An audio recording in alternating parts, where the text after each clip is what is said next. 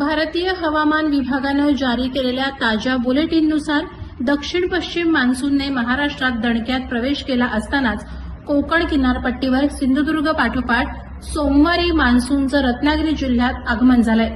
कोकण किनारपट्टीसाठी पुढील काही दिवस अत्यंत महत्वाचे असणार आहेत। सध्या मान्सूनची उत्तरी सीमा ही रत्नागिरी जिल्ह्यातील हर्णे आणि सोलापूरवरून जात आहे, ज्यामुळे कोकणात पावसाला पोषक वातावरण तयार झालंय, अशी माहिती भारतीय हवामान विभागानं दिली आहे।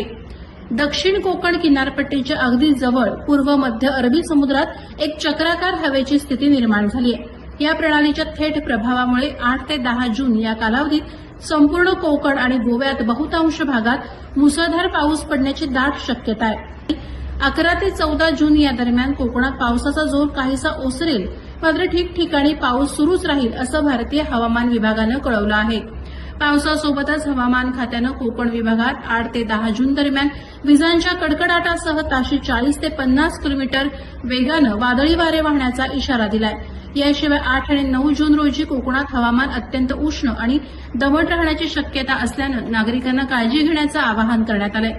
अरबी समुद्रातील या हवामान बदलांमुळे समुद्र प्रचंड खवळलेला असेल, त्यामुळे 8 जून ते 11 जून 2026 या कालावधीत दक्षिण महाराष्ट्र, गोवा आणि कोकण किनारपट्टीवरील मच्छीमारांनी समुद्रात मासेमारीसाठी जाऊ नये असा कडक इशारा हवामान विभागानं दिलाय।